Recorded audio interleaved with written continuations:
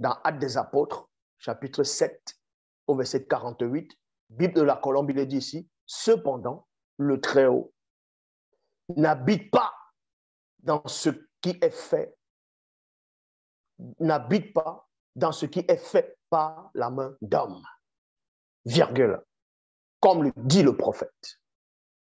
Maintenant, il y a des Mongols qui vont dire, oui, mais ce passage dit des temples, des maisons, ça fait partie du corps physique aussi.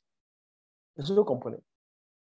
Cependant, le Très-Haut n'habite pas dans ce qui est fait de main d'homme.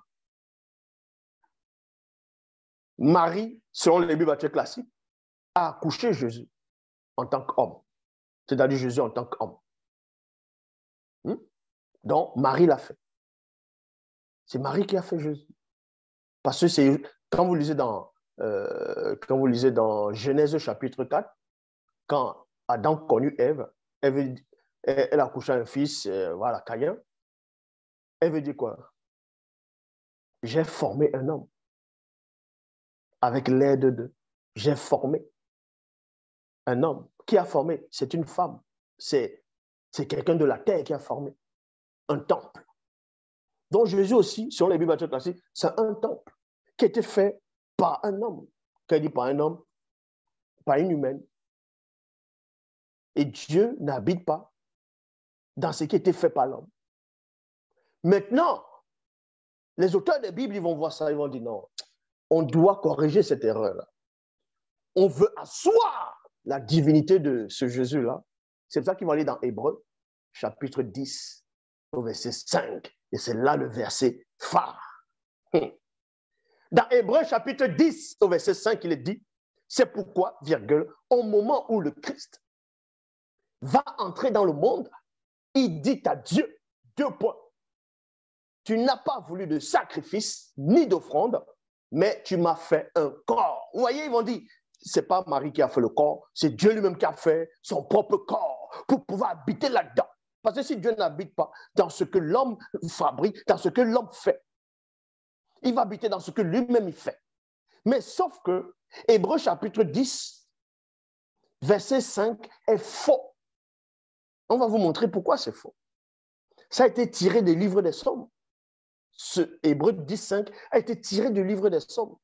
Et dans le livre des Psaumes, il ne fait nullement allusion à Christ, ni à votre soi-disant Jésus.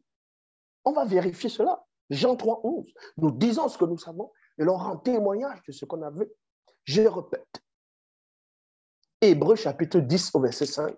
C'est pourquoi, au moment où le Christ va entrer dans le monde, dans d'autres versions, au moment où Jésus-Christ va entrer dans le monde, il dit à Dieu, tu n'as pas voulu de sacrifice ni d'offrande. Alors que Dieu a bien voulu les sacrifices. Il aimait bien ça, hein, quand il respirait ça. Une bonne odeur, il aimait ça. Donc Jésus lui-même, il fait de son père menteur. S'il est Dieu, il se fait lui-même menteur. Donc il a oublié qu'il aimait le sacrifice de Noé après le déluge. Il a oublié qu'il demandait au peuple d'Israël de lui offrir des sacrifices. Ah, ça, il oubliait ça. Mais bon, c'est pas ça ce que je veux dire ici. Mais tu m'as formé un corps. On va vous montrer que ça ne s'adressait pas à Jésus ici. Pourquoi? On va d'abord aller dans la traduction David Martin. C'est pourquoi Jésus-Christ, en entrant au monde, dit, tu n'as point voulu de sacrifice ni d'offrande, mais tu m'as approprié un corps.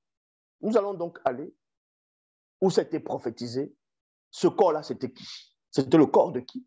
On parlait de qui? On ne parlait pas de Jésus ici. On ne parlait nullement de Jésus ici. Est-ce que vous comprenez? Donc,